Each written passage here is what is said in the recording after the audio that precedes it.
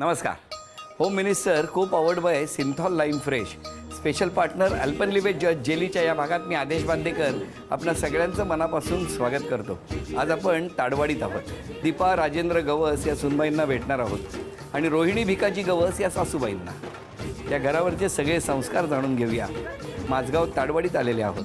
या ठिकाणी आल्यानंतर एकत्र कुटुंब काय असतं हे अनुभवायला मिळतं. या सगळ्यांच्या सुखासाठी प्रार्थना करूया आणि जाऊन भेटूया गवस कुटुंबाला. गणपती बाप्पा मंगलमूर्ती. चला.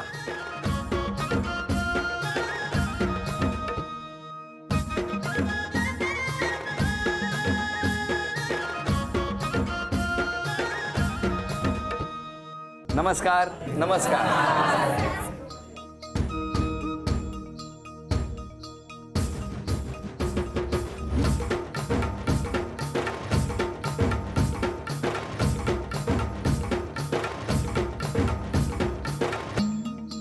या उखाणा. हिमालयाच्या पर्वतावर बर्फाच्या राशी राजाचं नाव घेते. होम मिनिस्टर आले सत्यनारायणाच्या दिवशी. अरे वा वा वा वा.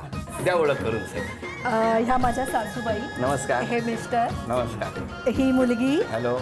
ती नणंदबाई. नमस्कार. ती बहीण. नमस्कार. ती बहीण आणि ह्या वहिनी. नमस्कार. हां.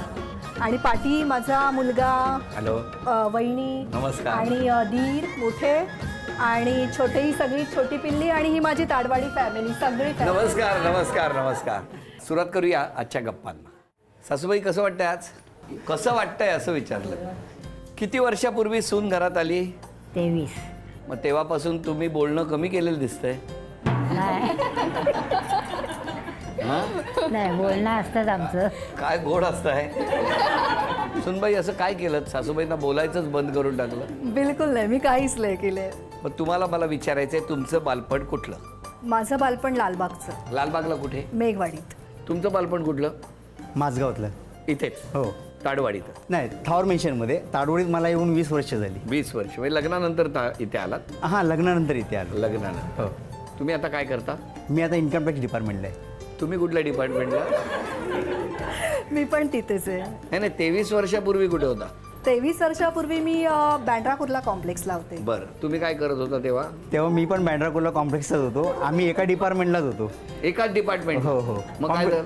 कॉम्प्युटर सेक्शनला होतो. चांगला झाला. हँग नाही झाला ना? मग कॉम्प्युटर सेक्शनला काय झालं? मी 1989ला लागलो आणि ही 1995ला आली आमच्या डिपार्टमेंटला आणि 96ला आमचं लग्न झालं. नाही ते ठीक आहे, पण या 95ला आल्या तर तुम्ही काम करत नव्हता का? नाही, काम करत होतो. मी पण कॉम्प्युटर सेक्शनलाच काम करत होतो. मग भेट कशी झाली हो?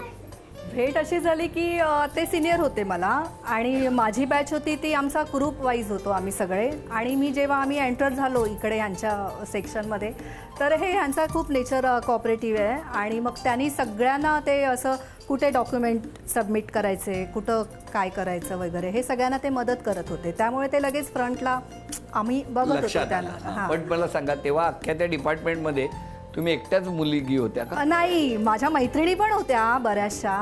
पण हे म्हणजे सगळ्यांना मदत करत होते. तुमचे डॉक्युमेंट जास्त त्यांनी काय केलं हो तुम्ही? ज्यावेळेला 1995ला ही डिपार्टमेंटला आली त्यावेळेला तिचं जे काय मेडिकल वगैरे पोलीस व्हेरिफिकेशन वगैरे व्हायचं होतं. बरं. पण ही माझ्याकडे माझ्या मित्रा थ्रू आली होती की बाबा असं अशी आपले एक मैत्रीण आहे ती तुमच्या डिपार्टमेंटला आली आहे तर तिचं आता सगळं व्हेरिफिकेशन वगैरे करायचं आहे. त्यामुळे आता माझ्याकडे आल्यावरती मी पूर्ण व्हेरिफिकेशन तिला करून दिलं. चांगलं केलं व्हेरिफिकेशन. पण या व्हेरिफिकेशनचे काय फायदे झाले हो? फायदे म्हणजे आता लग्न झालं ना आणि एवढा छान संसार झाला. पण एका वर्षात कसं काय? आमचं असं तोंड ओळख झाली वगैरे आणि मग ह्यानी मला सांगितलं की आमच्याकडे श्रावणामध्ये पूजा असते तर तुम्ही लोक सगळे या. आणि मी माझ्या मैत्रिणींबरोबर वगैरे सगळे गेली. आणि तिथे काय झालं की आई माझ्याकडे अशी बघत होती तेव्हा मला काय एवढं वाटलं नाही. नंतर मग आम्ही तिकडनं आलो आणि मग आईने ह्यांना सांगितलं की ना तू आता लग्नाचं नाहीतरी बघतोच आहेस, ती व्हाईट ड्रेस घातला होता त्या मुलीला जरा विचारून बघ जर ती रेडी असेल तर. काय हो असं सांगितलं? हो, आई म्हणाली होती. तर मग हिची म्हणजे माझी पण माहिती तिची पण माहिती. ती म्हणाली गवस आई काय म्हणत होती हो? मला थोडंसं पुढचं ऐकायला आलं. म्हणलं हो आई म्हणत होती की ती दीपा म्हणजे बोलायला चांगली आहे आणि ती मला सून म्हणून आवडेल. तो ते काय काळजी करू नका, तुमची सून म्हणूनच ती घरात येईल अशी तिची मैत्रीण म्हणाली होती. बरं बरं, मैत्रीण हो. तिचं काय वधूवर सूचक पडलं? ती तिच्यावर आली होती. अच्छा अच्छा, आली म्हणजे होती ती मला म्हणून जास्त ओळखत होती, म्हणजे हा. मग ती म्हणाली की दीपासाठी योग्य आहे. म्हणजे तुमच्या घरी कळल्यावर काय प्रतिक्रिया?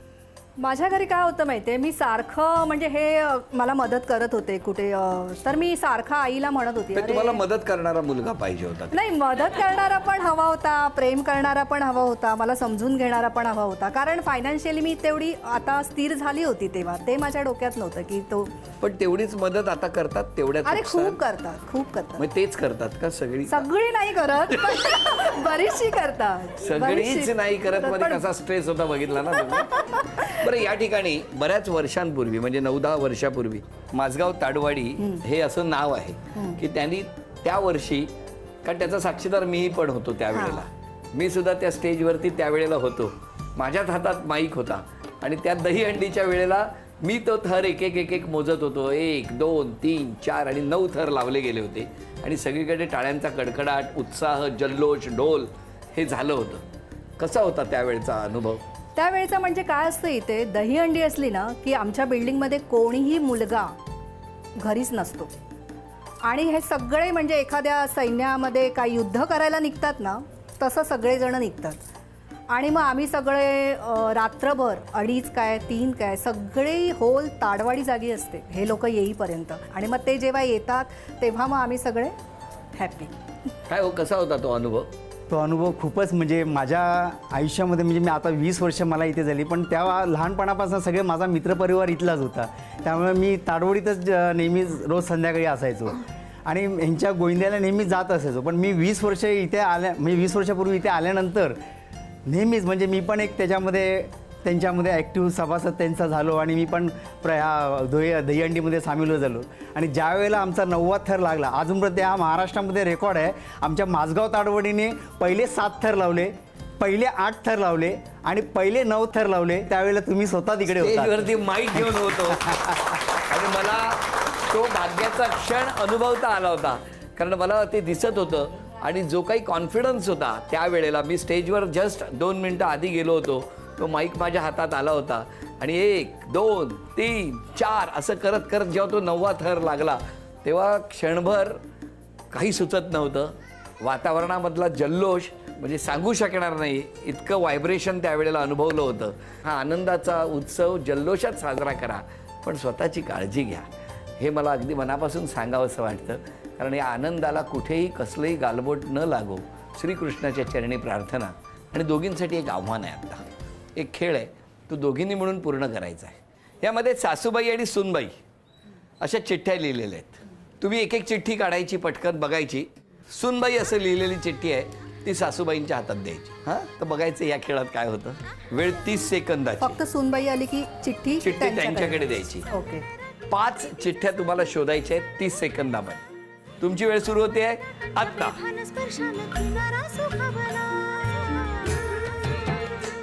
5 चिठ्ठ्या काढायच्या आहेत. सासूबाईंकडे त्या मिळाली की 10, 9, 8, 7, 6, एका वेळेला 1, दोन्ही 8 टाका. 5, 4, किती झाले सासूबाई? 3, 2, 1. वेळ संपली. मला वाटलं आत उतरतंय का काय आता. अभिनंदन, झी मराठीकडून ही भेट असते. सासूबाई तुम्हाला पण देऊ द्या ना त्यांना. म्हटलं जवळ सासूबाईंना ये. द्यायच्या, सुनेचा हात पुढे. नमस्कार. बोल बोल बोल बोल बजरंग बली की. आणि आता तुमच्याबद्दल काही जणांना बोलायचं आहे. माईक तिकडे आहे, बोला. दीपाताई माझी नणंद आहे. माझ्या सासूबाई नाही आहेत, पण आज ती मला माझ्या सासूबाईंच्या जागी आहे आणि खूप तिने मला मॉरल सपोर्ट केला आहे. माझ्या लग्नाला आता 13 वर्ष झाली आहेत. त्या 13 वर्षात ती माझ्या पाठी सासूबाईंसारखीच उभी आहे. खूप हसरी आहे माझी नणंद आणि तिचाच मॉरल सपोर्ट घेऊन मी आज खूप अशी आनंदाने इथे आलेली आहे तुम्हाला भेटायला खास. थँक्यू द्या.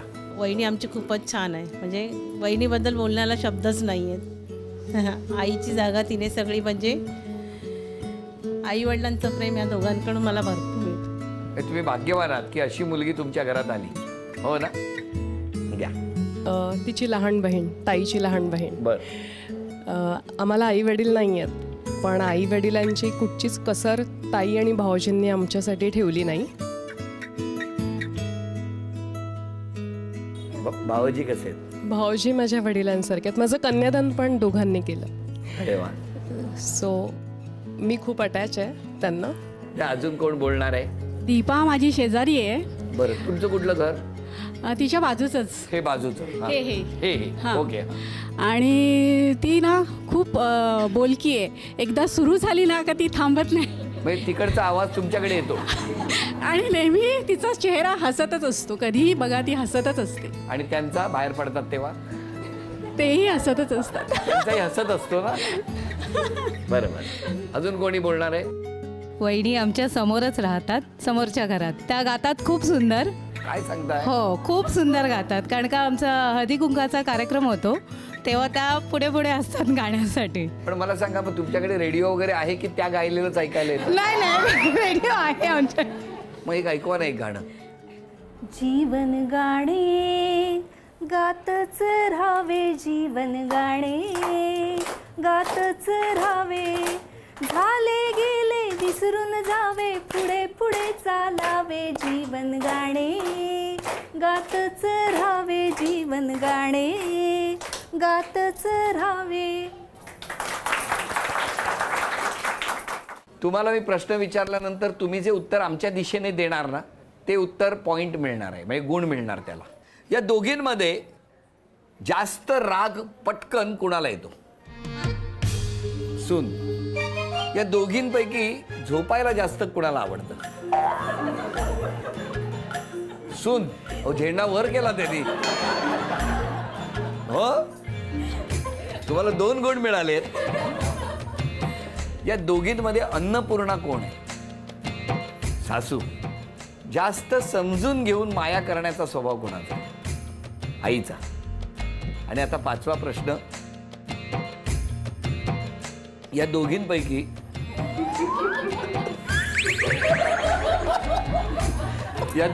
म्हटल्यावर त्यांनी मी काही छातीवर हात ठेवला. मी काही करणार नाहीये. या दोघींपैकी जास्त प्रेम तुमच्यावर कोणाचं आहे आणि तुमचं कोणावर आहे? दीपावर. आईवर. कारण आज आईने आम्हाला वडील गेल्यानंतर खरोखर म्हणजे आम्हाला जे सांभाळलं तिने, आणि तेव्हा आम्ही काहीच नव्हतो. मी पण असं कामाला नव्हतो, पण आम्हाला त्यावेळेला आमच्या आईची किंमत कळली की त्यावेळेला आम्ही एक खाली आमच्या बिझनेससाठी जागा घ्यायला गेलो. त्यावेळेला आम्हाला पैसे कमी पडत होते, पण त्यावेळेला आम्ही लहान होतो, पण त्यावेळेला कळलं की आईने जे संबंध करून ठेवले होते, आई कोणाकडे पैसे मागायला गेली नाही ती जागा घ्यायची होईल. पण त्या लोकांना कळलं की वहिनी जागा घेते. त्यावेळेला आईनी न मागता लोकांनी भराभर म्हणजे पैसे अक्षरशः म्हणजे आम्हाला जी जागा घ्यायची तेवढी किंमत त्या लोकांनी आणून दिली. त्यावेळेला आम्हाला आईचं खरं महत्त्व कळलं. किती मस्त. अभिनंदन माऊली, अभिनंदन. चला, आज सासूबाईंचा आपण सत्कार करूया. सासूबाई, तुम्हाला झी मराठीकडून सूनबाई, आपलं सॉरी अरे मुलाला गॅसवर ठेवते ना म्हणून, बाकी काय म्हटलं नाही मी. अभिनंदन. घ्या घ्या घ्या, तुम्ही पण. काही ना काहीतरी म्हणायचं होतं, लिहायचं होतं. त्यांनी काही लिहिलंय, ते मला जाणून घ्यायचंय. आपण 1 नंबरच्या विसर भोळ्या आहात, मान्य आहे तुम्हाला? हो. सकाळ असू द्या नाहीतर संध्याकाळ, तुम्ही झोपेतच असता. हे बिलकुल खरं नाहीये. काय सासूबाई, खरं आहे? खरं आहे. तुम्हाला आज सांगितलेला जोक आहे ना, हा 2 दिवसांनी कळतो. खरं आहे? खरं आहे. खरं आहे. Very good. तुमच्या बाबतीत पण लिहिलंय. कुठलीही गोष्ट सांगा, तुम्हाला कधी पसंतच पडत नाही. नाहीच पडत. नाहीच पडत. नाहीच हा, पडत. बोलतेच सून बरी पसंत पडली. सासू चांगली आहे, पण सुनेला जराही ओरडत नाही. हे आजूबाजूंच्या पोटातलं दुखणं आहे. बरोबर. सासूबाई, एक गोष्ट तुम्हाला समजत नाही तोवर त्या समजवत राहतात. बरोबर. एकंदरीत पाहता तुमचं झोपणं ह्याच्यावरच सगळ्यांनी लक्ष केंद्रित केलेलं आहे. छोट्या छोट्या तक्रारी आहेत पण त्या ठीक आहे, प्रत्येक घरात असतात. कसं वाटतंय आज इतके आरोप झालेत? काही नाही आरोप, म्हणजे मला ते आरोपच वाटत नाही. मला तर नेहमी प्रेमच वाटतं सगळेजण माझ्यावर करतायत. कारण आरोप करता तेव्हा तुम्ही जागे असता कुठे? नाही गंमत अपार्ट. पण मला तुम्हाला विचारायचं, या कुटुंबात जेव्हा तुम्ही आलात हां, त्यानंतर इतक्या वर्षाचा सहवास आहे, काय सांगाल या कुटुंबाबद्दल आणि या माऊलीबद्दल? कुटुंबाबद्दल तर माझं पूर्ण, म्हणजे मला माझं कुटुंब आवडतं आणि मी सगळ्यांवर प्रेम करते. म्हणजे असं नाही की हा स्पेशल आहे, ही स्पेशल आहे. मला सगळेजण हवे आहेत. आणि स्पेशली आईबद्दल म्हणायचं तर आई जेव्हा हॉस्पिटलला वगैरे ॲडमिट होते, म्हणजे तिची तब्येत पण थोडीशी नरम गरम असते, मग तेव्हा मी तिच्याकडे जाते असं, आणि मी तिला म्हणते चल चल लवकर बरी हो, आपल्याला शॉपिंगला पण जायचं आहे आणि फक्त एक कर, तू जाऊ नकोस बस. म्हणजे मला असं वाटतं की तिने राहावं.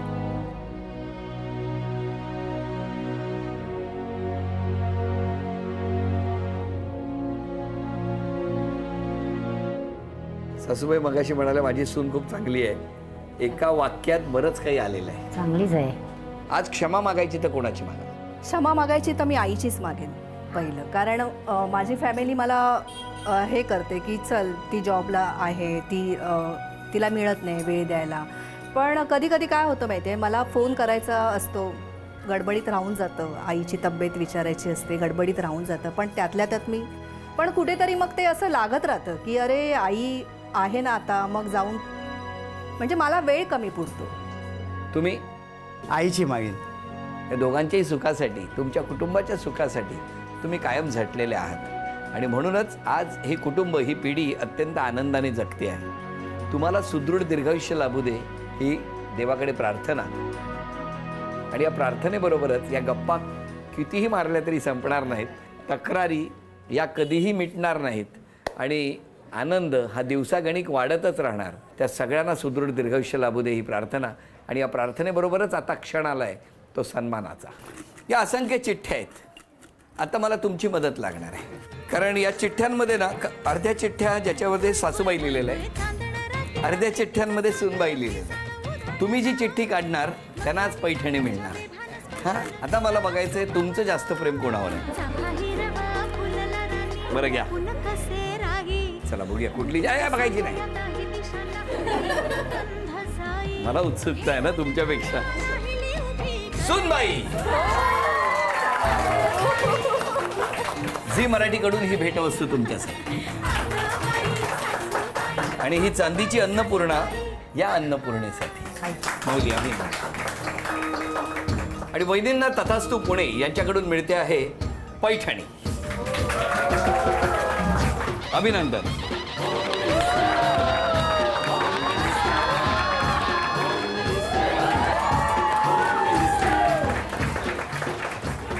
आजचा भाग इथेच संपतो आहे. पुन्हा भेटूया अशीच एक पैठणी घेऊन होम मिनिस्टरच्या आज पुढच्या भागात. नमस्कार.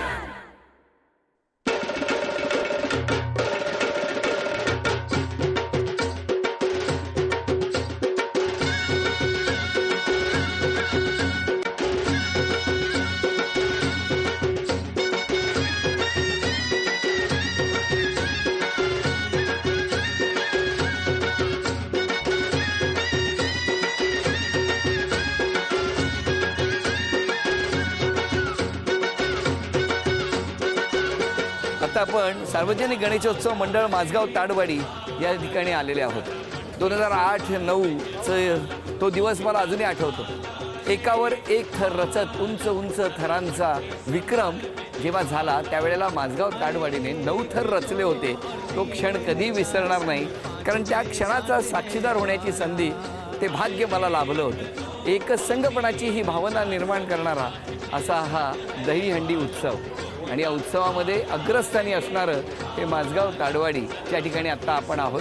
एकावर एक थर रचणार आहेत. या सगळ्यांना शुभेच्छा देऊया आणि सगळे आपले जे काही गोविंद आहेत ते सुखरूप परत घरी येऊ दे ही श्रीकृष्णाच्या चरणी प्रार्थना करूया.